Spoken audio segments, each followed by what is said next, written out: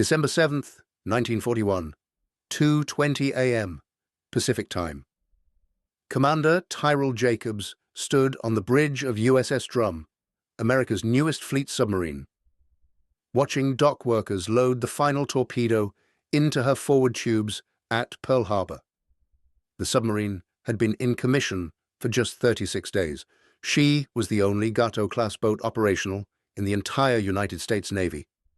Across the Pacific, in the operations room of the Imperial Japanese Navy Combined Fleet Headquarters, Admiral Isoroku Yamamoto reviewed intelligence estimates that would shape his nation's strategy for the coming war. The assessment was precise, methodical, and catastrophically wrong. American submarine strength, Pacific Theater. December 1941. 29 fleet submarines operational, 12 S-class boats, various auxiliary types, expected wartime construction, 3 to 6 boats per year. What none of them knew was that within 4 years, those 3 submarines Japan had counted would become 288 Gato, Palau, and Tench-class boats that would destroy 1,392 Japanese ships, sink more tonnage than all other American forces combined, and transform the Pacific Ocean from Japan's highway of conquest into a killing field where nothing could sail safely. If you're enjoying this deep dive into the story, hit the subscribe button and let us know in the comments from where in the world you are watching from today. The mathematics of imperial ambition had always been fragile. In 1941, Japan's merchant marine totaled 6.4 million tons of shipping, the third largest in the world. Naval planners calculated they needed 5.9 million tons, operating continuously to sustain both the home islands and military operations across the Pacific. This left a margin of just 500,000 tons for losses, repairs, and routine maintenance. Every ship sunk reduced capacity. Every tanker destroyed starved industry. Every transport torpedoed isolated garrisons that could not be resupplied. Japanese naval intelligence had studied American shipbuilding carefully. The Electric Boat Company in Groton, Connecticut, produced approximately 1 submarine per year before 1940. Portsmouth Naval Shipyard in Kittery, Maine, maintained similar output. Combined American production, Japanese analysts concluded, might reach 6 boats annually during wartime, perhaps 10 if the Americans became desperate. The analysis was methodical and based on decades of peacetime observation. It was also completely disconnected from American industrial reality. On September 11th, 1940, the keel of USS Drum was laid down at Portsmouth. On October 5th, USS Gato's keel was laid at Electric Boat's Groton facility. On November 19th, USS Greenling. On December 20th, USS Flying Fish, 4 submarines in 3 months. The surge had begun, invisible to Japanese intelligence. Lieutenant Commander Shigeshi Uchino, serving with the Imperial Navy's submarine force, had commanded I-168 through successful operations in the Indian Ocean. His boat was a Type KD-6A, one of Japan's premier fleet submarines, 356 feet long, displacing 1,785 tons, carrying 17 torpedoes and a crew of 90. She represented the pinnacle of Japanese submarine technology developed over 2 decades. Uchino had no reason to doubt his boat's superiority. American submarines, according to intelligence briefs, were comparable in size but inferior in range and crew training. The Imperial Navy had commissioned 63 ocean-going submarines by 1941.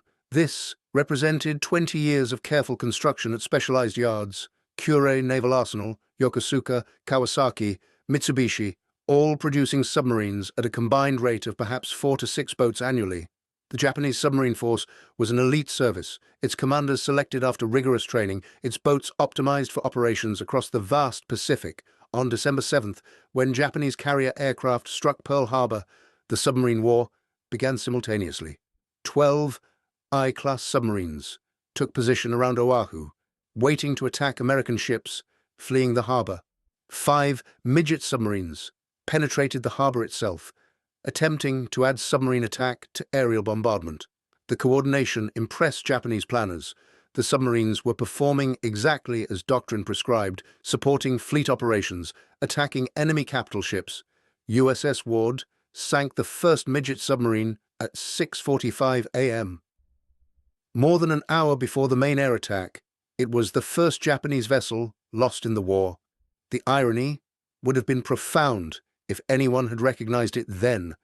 The Pacific War would begin and end with submarine losses, but not the submarines Japan expected. Commander Jacobs brought USS Drum through the smoke and chaos of burning Pearl Harbor on December 20th, departing for her first war patrol just 13 days after the attack. Her orders were simple: patrol the Marshall Islands approaches, attack Japanese shipping, avoid enemy warships unless circumstances were favorable. The doctrine remained cautious, conservative, focused on preservation of the submarine force. What Jacobs discovered on that first patrol would reveal the war's fundamental truth. On April 17, 1942, Drum encountered Japanese cargo ship Mizuho Maru off Ominato. Jacobs fired 3 torpedoes. 1 hit. The ship survived. The torpedo had malfunctioned, running too deep, its magnetic exploder failing to detonate properly. This was not combat. This was Russian roulette, with weapons that refused to work. The Mark 14 torpedo, America's primary submarine weapon, carried 4 separate design flaws that would cripple the submarine campaign for nearly 2 years. The magnetic exploder, triggered prematurely or not at all. The depth control sent torpedoes running 10 feet deeper than set. The contact exploder's firing pin crumpled on impact. Rather than detonating the warhead, the torpedo would run in circles, threatening the firing submarine. Submarine commanders across the Pacific reported the same failures. Perfect attacks, point-blank range, torpedoes that hit but failed to explode. USS Wahoo's commander, Dudley Mush Morton, watched 11 torpedoes hit Japanese targets without detonating during a single patrol. USS Tenosa fired 15 torpedoes at tanker Tonan Maru 3 from close range. 2 exploded. The rest bounced harmlessly off the hull. The submarine force was fighting with duds. The Bureau of Ordnance refused to believe it.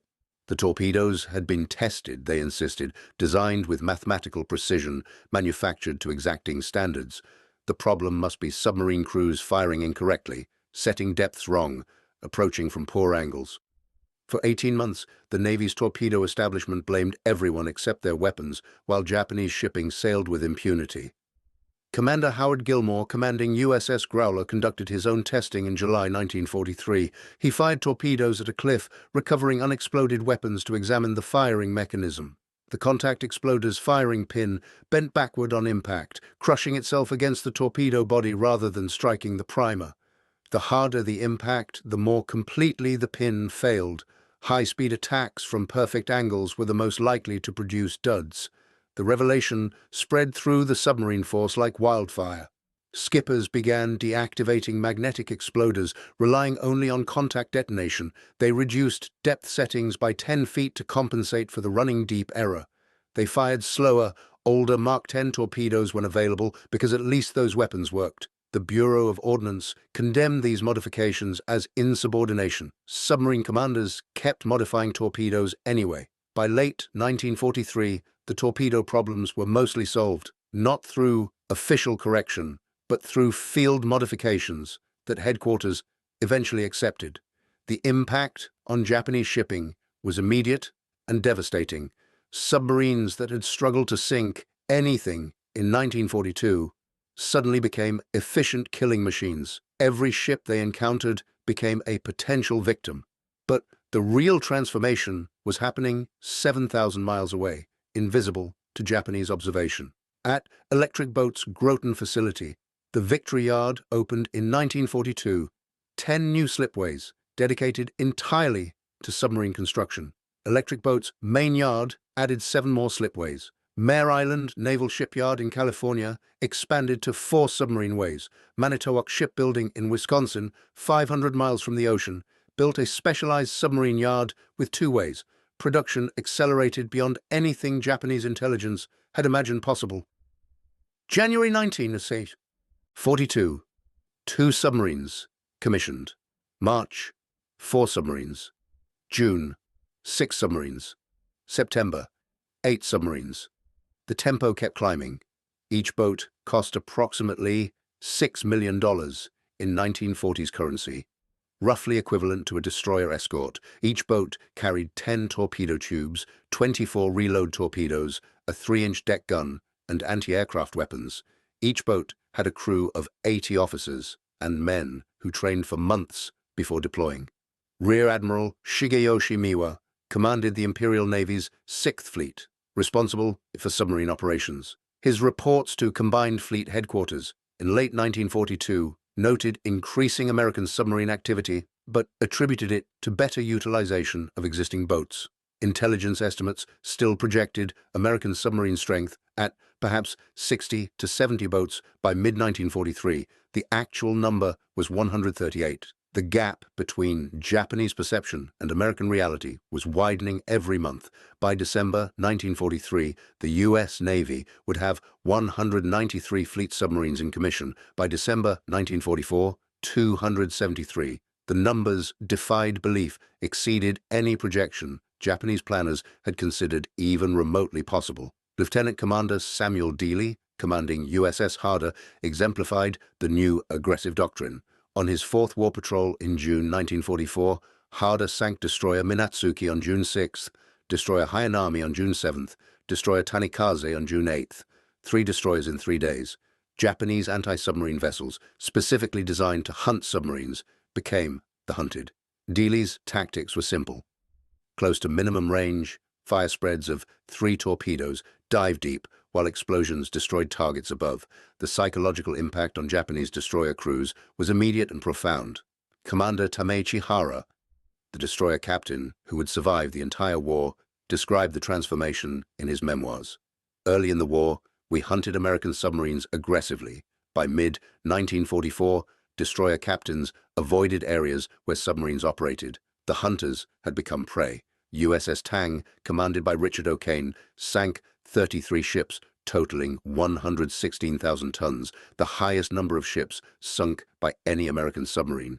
USS Flasher sank 100,000 tons, the 2nd highest tonnage. USS Rasher, USS Barb, USS Silversides all exceeded 70,000 tons.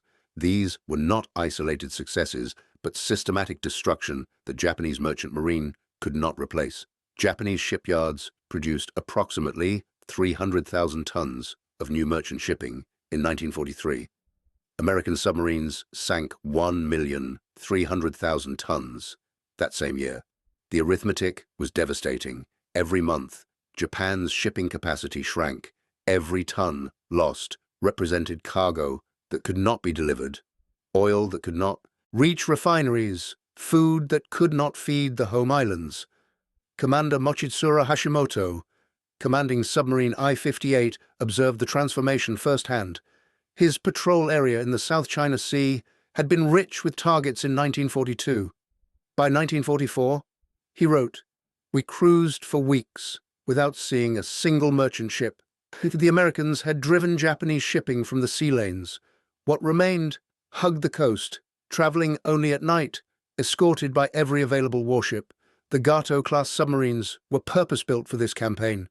312 feet long, displacing 2,000 tons submerged, they could dive to 300 feet officially, though many went deeper under duress. 4 diesel engines generated 6,500 horsepower, driving the boat at 21 knots on the surface. Electric motors produced 2,700 horsepower, submerged, good for 9 knots, but the numbers that mattered most were endurance figures. Fuel capacity, 116,000 gallons, range at economical speed, 11,000 miles, patrol duration, 75 days. These submarines could transit from Pearl Harbor to Japanese home waters, patrol for weeks, and return to Hawaii without refueling. No other navy possessed boats with comparable endurance. The crew spaces reflected American industrial philosophy. Every crew member had a bunk, eliminating the hot racking common on other navies' submarines. Showers, refrigeration, air conditioning, all were standard equipment. The air conditioning wasn't luxury, it was necessity. Temperature and humidity control prevented electrical fires when the boat dove suddenly, trapping superheated air from diesel engines in an enclosed space. Commander Slade Cutter, commanding USS Seahorse, explained the doctrine to new officers. "We are not surface ships that occasionally dive. We are submarines that occasionally surface. Stay submerged during daylight, surface at night to charge batteries and transit at high speed. Attack at night, when possible, using darkness to approach undetected. If forced to attack submerged, get deep immediately after firing. Make the enemy hunt a ghost." The tactics worked because American submarines possessed technological advantages Japanese anti-submarine forces could not counter. SJ surface search radar, introduced in late 1942, detected ships at ranges exceeding 20,000 yards. Japanese vessels had no comparable equipment. American submarines could track convoys in total darkness, position for attack, and disappear before escorts realized danger existed. The SD air search radar warned of approaching aircraft, allowing submarines to dive before being spotted. Japanese patrol planes hunting submarines discovered their targets had vanished minutes before arrival. Sonar equipment improved continuously. By 1944, American submarines could track targets acoustically, maintaining contact without raising periscopes. Lieutenant Slade Cutter's USS Seahorse demonstrated the technology's effectiveness in October 1944. Patrolling the South China Sea, Seahorse detected a convoy by radar at 18,000 yards, well beyond visual range. Cutter tracked the convoy for 3 hours, maneuvering into attack position without being detected. At midnight, from 2,500 yards range, he fired 6 torpedoes at 3 overlapping targets. 4 hit, 2 ships sank immediately, a third burned until dawn before capsizing. The convoy escorts counterattacked, dropping depth charges for 2 hours. Seahorse sat at 400 feet, well below her official test depth, listening to explosions that damaged nothing. The Japanese had no idea where the submarine actually was. They were dropping charges based on guesses, hoping for lucky hits that never came. If you find this story engaging, please take a moment to subscribe and enable notifications. It helps us continue producing in-depth content like this. Commander Hashimoto, aboard I-58, experienced the other side of this technological imbalance. His submarine lacked effective radar. Surface search relied on visual observation, limiting detection range to perhaps 6 miles in good visibility, less in rain or darkness. Air search meant lookouts scanning the sky, hoping to spot aircraft before they spotted the submarine. Against American destroyers equipped with radar and sonar, I-58 was fighting blind. The production statistics told the story of industrial supremacy that Japanese planners had never comprehended. By the end of 1944, Electric Boat had delivered 85 fleet submarines. Portsmouth Naval Shipyard, 23. Mare Island, 17. Manitowoc, 28. Cramp Shipbuilding in Philadelphia joined production, delivering 6 boats. The combined output exceeded everything Japanese intelligence had projected for the entire war. Captain Ko Nagasawa, serving on the Naval General Staff in Tokyo, reviewed American submarine activity reports in January 1945. The numbers seemed impossible. Submarines were sinking ships in the Sea of Japan, the East China Sea, the South China Sea, off the Philippines, near Formosa, around the home islands themselves. If reports were accurate, American submarines were operating everywhere simultaneously. He calculated minimum submarine numbers based on patrol duration and transit time. To maintain the observed level of activity required at least 250 submarines in commission, assuming continuous deployment with minimal rest for crews. The number was absurd. No nation could build that many submarines. Yet the sinkings continued, accelerating month by month. The actual number of American submarines in commission by January 1945 was 273. Nagasawa's impossible calculation was conservative. The Americans had built exactly what they needed, then built more. USS Bob, commanded by Eugene, commanded by Fluckey, conducted operations in July 1945 that demonstrated how completely the submarine war had been won. Barb sailed into Patience Bay on the east coast of Karafuto, now Sakhalin Island, and bombarded the town of Shikuka with her deck guns.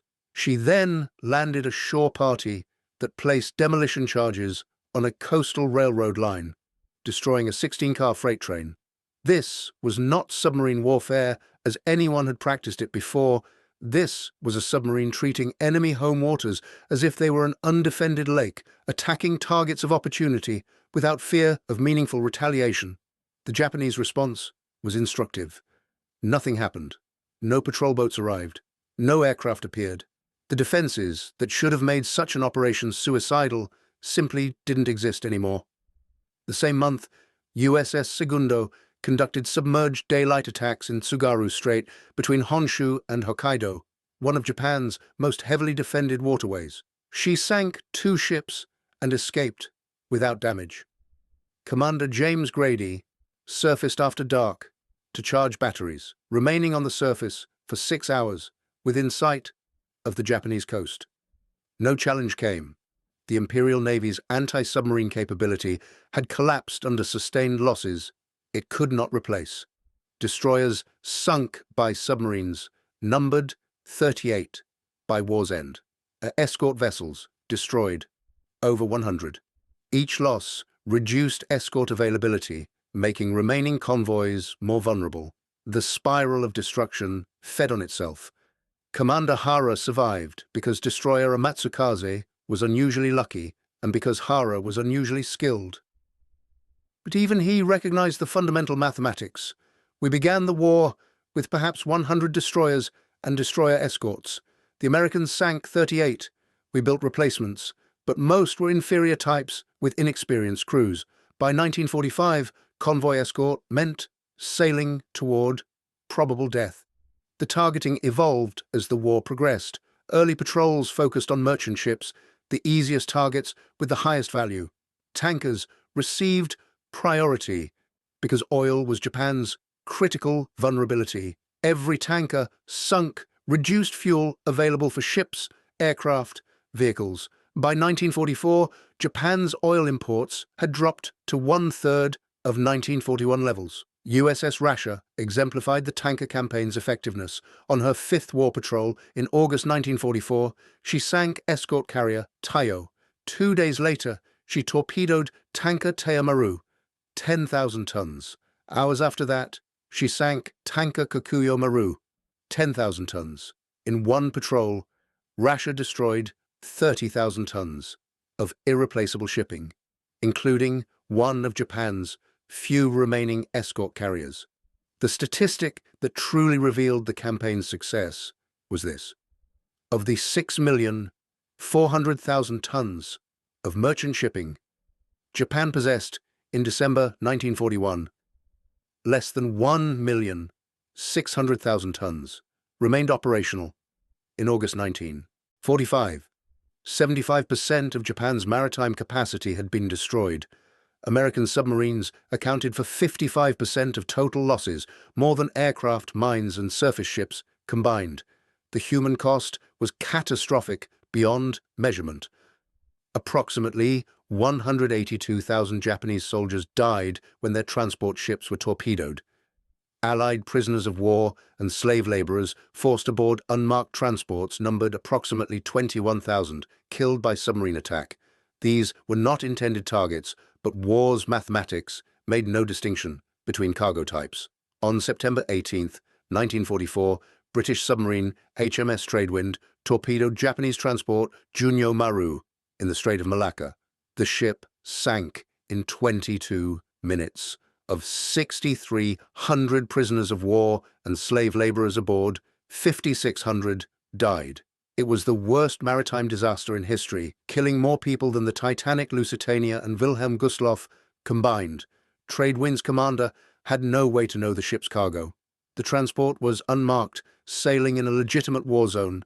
The final statistics were overwhelming in their completeness. 288 American fleet submarines saw active service in the Pacific. 52 were lost, a 20% casualty rate that made submarine duty the most dangerous service in the American military.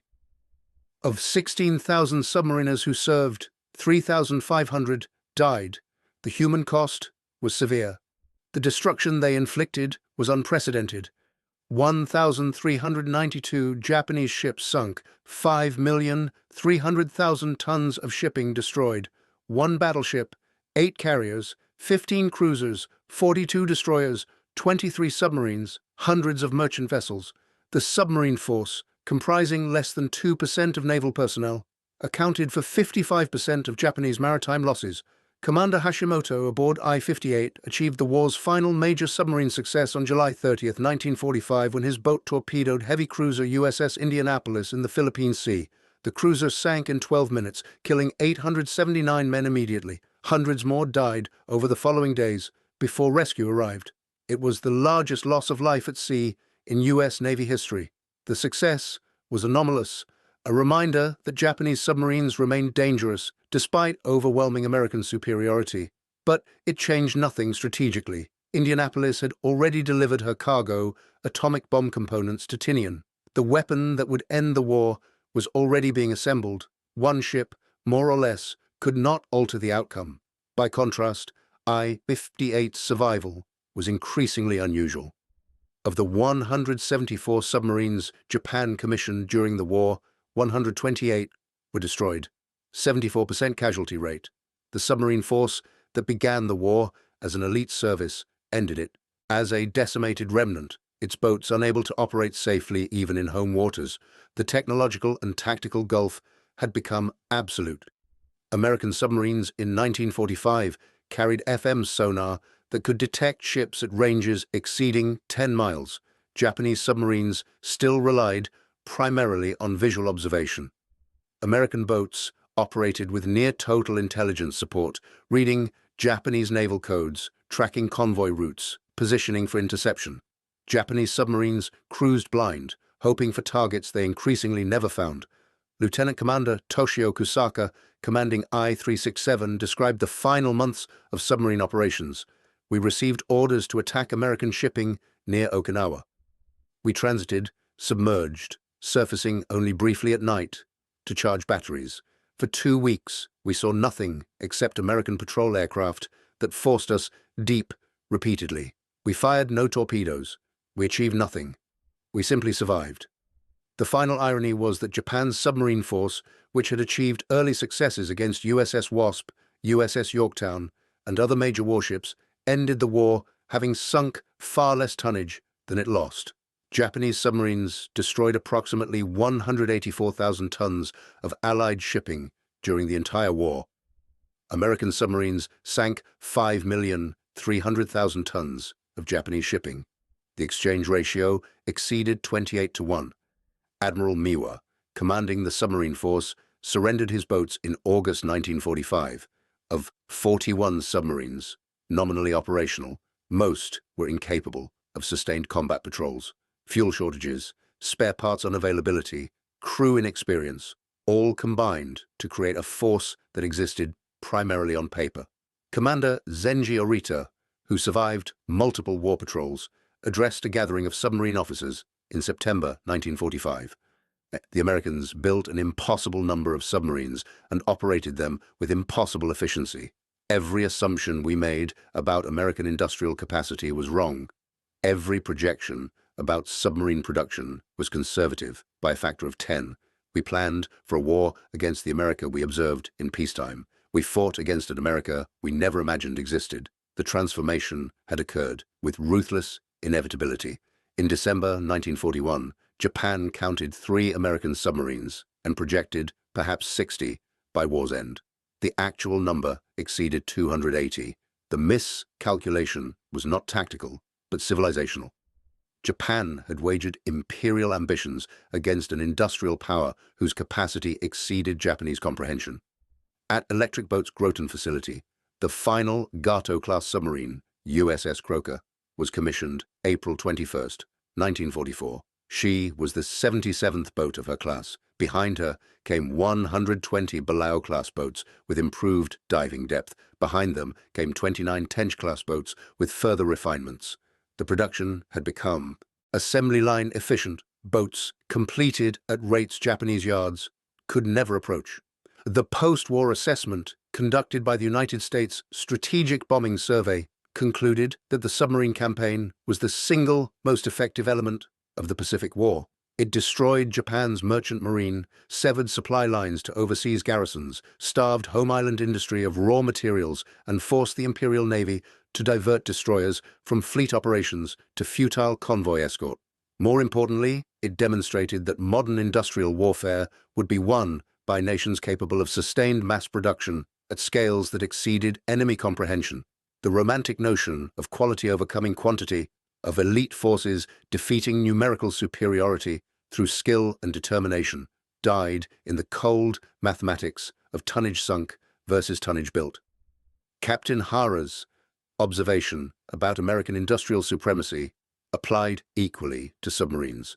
The Americans built boats without counting them, operated them without hesitation, replaced losses without pause. They possessed such abundance that caution was unnecessary. Aggressive tactics became standard because submarines lost could be replaced within months. Crews killed could be replaced from training programs that produced thousands of qualified submariners. Japan counted every submarine, hoarded them for decisive moments that never came, mourned losses that could not be replaced. By the time Japanese naval staff recognized the scale of American submarine deployment, the war was already lost. The mathematics of attrition had rendered Japanese merchant shipping extinct. The 6 museum ships that remained from the Gato-class, USS Drum in Mobile, USS Cod in Cleveland, USS Silversides in Muskegon, USS Cobia in Manitowoc, USS Kavala in Galveston, USS Croker in Buffalo, represent more than weapons of war. They are monuments to industrial transformation, to the moment when American production capacity revealed itself to an enemy that had fundamentally miscalculated the nature of modern conflict. Standing on the deck of USS Drum today, preserved at the same length and configuration she fought in during the war, the magnitude of the achievement becomes tangible. This single boat, the first Gato commissioned, sank 15 ships totaling 80,000 tons. She conducted 13 war patrols, fired 132 torpedoes, survived depth charge attacks that exceeded 300 individual explosions. Multiply this by 288 submarines conducting similar operations, and the scale of destruction becomes comprehensible. This was not war as previous generations had practiced it. This was industrial slaughter conducted with mechanical precision across an ocean that offered no sanctuary. The shock Japanese admirals experienced was not merely tactical surprise at American submarine numbers, it was existential horror at discovering their nation had challenged an industrial power whose capacity exceeded their ability to imagine. The 3 submarines they had counted in December 1941 became 288 by war's end because American industry operated at scales Japanese planning had never considered possible. Commander Arita's final assessment remains the most accurate. We brought samurai spirit to a factory war. We counted our submarines like treasures, while Americans produced them like automobiles. We assumed our enemy shared our limitations. We discovered instead that we had attacked a nation whose industrial capacity made our entire war effort appear trivial. The Gato-class submarines and their successors did not merely win the Pacific War's submarine campaign, they demonstrated that 20th century warfare would belong to nations capable of transforming industrial capacity into delivered destruction faster than enemies could comprehend, let alone counter. Individual courage and tactical skill still mattered, but they could not overcome systematic disadvantage in production, technology, and replacement capacity. By August 1945, when Emperor Hirohito announced Japan's surrender, the submarine campaign had achieved its objective completely. Japan's merchant marine had ceased to exist as a functional entity. Shipping that had totaled 6,400,000 tons in 1941 had been reduced to fewer than 320,000 tons capable of carrying cargo. the island nation had been severed from the resources necessary for continued resistance. Thank you for watching. For more detailed historical breakdowns, check out the other videos on your screen now, and don't forget to subscribe.